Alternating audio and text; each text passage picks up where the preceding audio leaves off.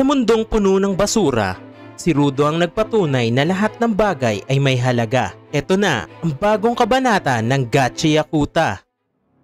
Nagsimula ang chapter 5 sa harapan ni Rudo at Zanka. Si Rudo medyo guilty sa pagkuha ng staff ni Zanka, kaya agad siyang nagsorry. Si Zanka naman, kahit medyo mainit ang ulo, tinanggap naman niya ang paghingi ng tawad ni Rudo at nagsorry din ito sa overreaction niya. Naalala din ni Rudo ang payo ni Regto na ayusin ang kanyang muka, kaya sinubukan niyang umiti kay Zanka. Pero dahil hindi sanay si Rudo nang umiti, lumabas itong awkward at pilit. Si Zanka, akala niya niloloko siya ni Rudo, kaya lalo siyang nainis. Sinubukan ulit ni Rudo nang umiti, pero lalo lang lumala ang sitwasyon. Dahil sa hindi pagkakaintindihan, nauwi sa sigawan na tensyon ang dalawa. Tinawag ni Zanka na walang kwenta ang goal ni Rudo, kaya nag-init ang ulo ni Rudo. Kumuha siya ng isang bagay at handa nang makipaglaban. Si Zanka naman ay nagulat sa kakayahan ni Rudo na gawing Jinki ang kahit anong bagay na mahawakan niya. Dagdag kaalaman lang guys, bago matapos ang chapter 5, ang Jinki nga pala ay Japanese term para sa vital instrument. Ang vital instrument naman ay ang English term ng Jinki. Yun lang, tara na sa chapter 6. Magsisimula ang senaryo sa harapan ni Rudo at Zanka. Si Zanka gamit ang kanyang Jinki na isang stick ay inatake si Rudo. Habang naglalaban, tinawag ni Zanka si Rudo na isang mere genius, habang pinapakita ang kanyang sariling abilidad bilang isang super ordinary guy. Noong una ay hindi napansin ni Zanka ang gamit ni Rudo na vital instrument, kaya hindi niya pinansin noong may tumalsik na dumi sa kanyang muka. Patuloy pa din ang pag-atake ni Zanka, at nang makita niyang bugbog na si Rudo, tumigil na siya sa pag-atake at pinunasan niya ang dumi na tumalsik sa kanyang muka. Nang inamoy niya ang dumi ay nagpakita siya ng di maintindihan na ekspresyon ng kanyang muka. Parang may naamoy ako hindi maganda. At ang ginamit palang Jinki ni Rudo ay isang plunger o pambomba ng inidoro. Ang malupit pa nito ay walang kaalam-alam si Rudo kung para saan ang hawak niyang sandata. At wala na nagawa si Zanka kundi ang tumakbo at iwasan ang plunger na hawak ni Rudo. Dahil sa grabing pandidiri, ito na din ang naging dahilan para umatras siya sa laban. Pagkatapos ng kanilang kakaibang laban, sumakay na si Rudo at Zanka sa sasakyan ni Engine. Dito nga ay alam na natin kung bakit tawang-tawa itong si Engine. Pinuri ni Engine si Rudo. Sinabi niya na si Zanka ang magiging mentor niya. Dahil dito labis na natuwa si Zanka. Sa gitna ng kanilang pag-uusap, napansin ni Engine ang paa ng babae sa likuran nila. Tinawag niya itong Rio.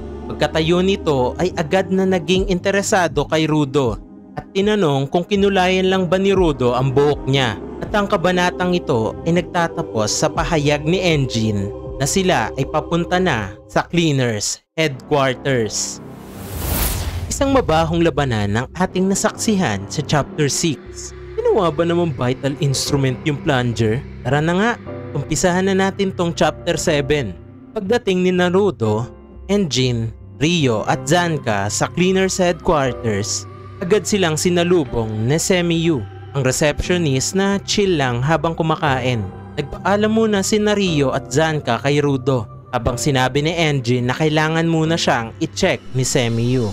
Habang kinakausap si Rudo, biglang tinusok ni Semiyu ng tinidor ang dalawang langaw sa harapan niya. Sabi niya, gusto niyang makita ang potensyal ni Rudo. Gamit niya ang kanyang vital instrument na salamin para makita ang tunay na pagkatao ni Rudo. Nakita niya ang isang madilim at static na void na ikinagulat niya naman. Bagamat hindi niya pinaliwanag ito ng maayos, sinabi niyang malakas si Rudo at may magandang koneksyon sa kanyang vital instrument. Pero kailangan pa niyang matutong kontrolin ito. Biro pa niya, may dumi sa leeg ni Rudo, kaya pala nilalapitan ng langaw. Sobra namang natawa dito si Engine. At habang naglalakad sila, pinaliwanag ni Engine kay Rudo ang sistema ng Cleaners. May 3 kategorya: combatants, guards, at supporters.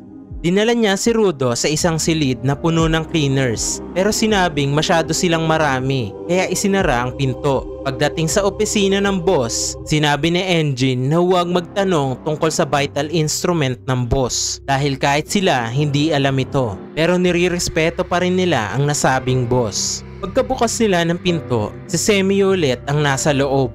Sinabi niyang nasa business trip ang boss. Matatagalan pa bago bumalik. Nainis si Rudo dahil gusto niyang makilala ang boss. Pero dumating si Rio at sinabing dapat muna siyang sumama sa isang misyon bilang apprentice at para makilala pa siya. At nagtapos ang chapter sa desisyong isama si Rudo sa isang misyon para mas maobserbahan siya. Mukhang magiging exciting ang mga susunod na kabanata.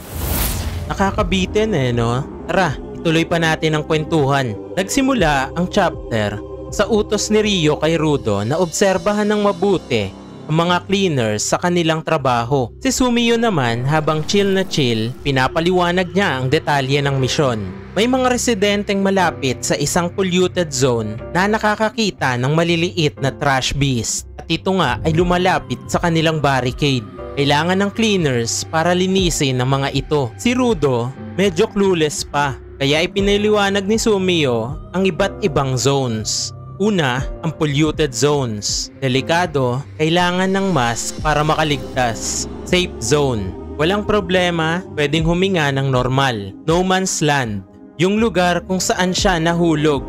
Mas delikado pa sa polluted zones. Medyo nag-aalala si Rudo kung may epekto ba sa kanya ang paghinga sa lugar na yon. Habang nasa misyon, pinakilala ni Rio si Rudo sa ibang cleaners. Grease, isang supporter na walang vital instrument pero kaya pa ring lumaban sa trash beast. Nang makipagkamay si Rudo sa kanya, nagulat siya sa lakas ng grip ni Grease. Parang kaya niyang butasin ang armor ng kalaban gamit lang ang kamay niya. Dito nga, biglang may lumitaw ng mga trash beast. Si Rudo medyo ninervyos dahil sa dami ng trash beast sa paligid. Pero si Rio, kalmado lang. Sabi niya, madali lang to. Napansin ni Rudo na parang hayop ang kilos ng mga trash beast. Pero biglang may mas malaking trash beast na sumugod.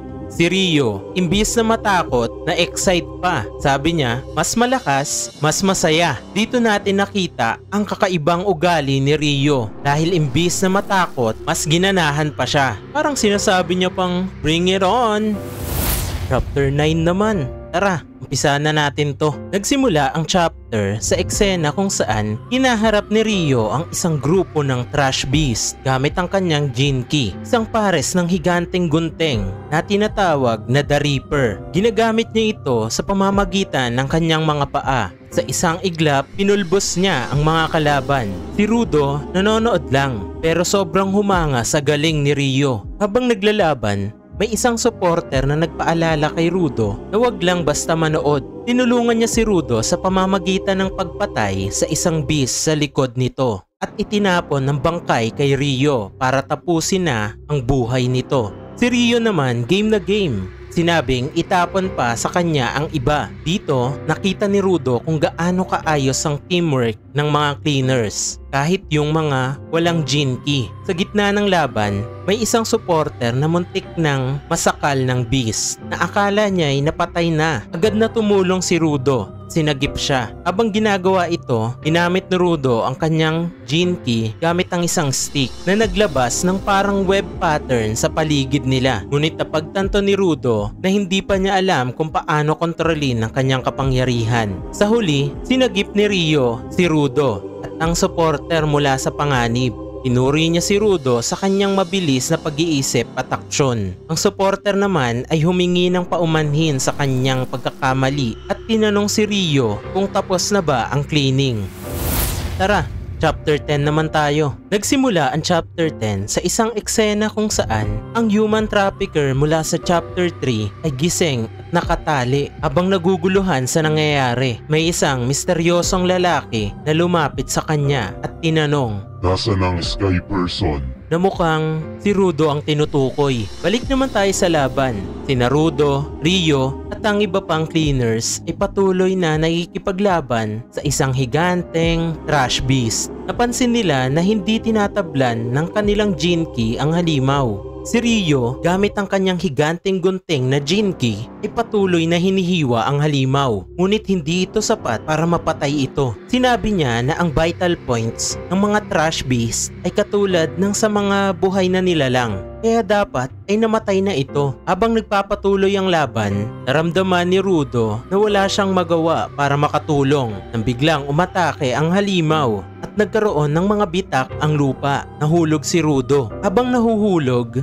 naisip niya na paano siya makakapaghigante kung hindi man lang niya makontrol ang kanyang Jinki. Isang supporter janitor ang sumagip sa kanya. Sinabing, kung may gusto kang gawin bago ka mawala ng kakayahan, umakbo ka. Patuloy ang pag-atake ni Rio sa halimaw. Napansin niya na may kumikislap sa loob nito. Nang umatake muli ang halimaw, napansin ni Rio na sumisigaw ito sa sakit na nagpapahiwatig na may kahinaan ito. Sa huli, tinamaan ni Rio ang tamang spot. Bumagsak ang halimaw. Nalaman nila na ang halimaw ay pinapagana ng isang Jinki na ikinagulat ng lahat. Ang chapter na ito ay nagtatapos sa tanong kung paano naging posible na ang isang halimaw ay pinapagana ng isang Jinki na nagbubukas ng mas malalim na misteryo sa mundo ng Gacha Yakuta.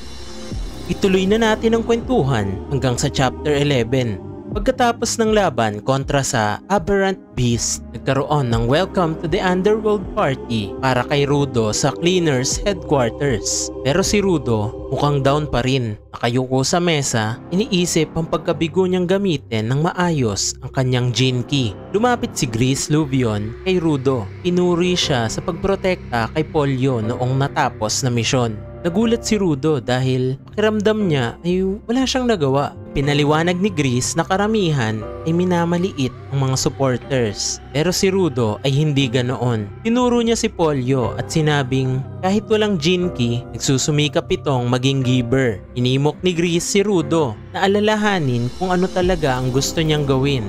Magsimula doon. Dumating si Engine at tinanong si Rudo kung kumain na siya. Inanyayahan siya ni Rio, Zanka at Gris na kumain kasama sila. At unti-unting bumalik ang sigla ni Rudo. Naramdaman niyang bahagi na siya ng grupo. Samantala sa ibang lugar, makikita ang human trafficker na duguan at nagmamakaawa. Isang misteryosong lalaki ang lumapit, pinatay siya matapos makuha ang impormasyon tungkol kay Rudo. Mukhang may paparating na bagong panganib na haharapin ng ating bida. At dito na nga po nagtatapos ang kwentuhan natin ngayong araw. Kung bago ka lang sa channel ni Kuya Boy, ay huwag mo nang kalimutang mag-subscribe at i-ring ang notification bell para updated ka sa mga bago nating uploads. Kung nagustuhan nyo po ang ating video, ay paki-like at share na din sa mga tropa natin dyan. Kita-kits sa susunod na kabanata!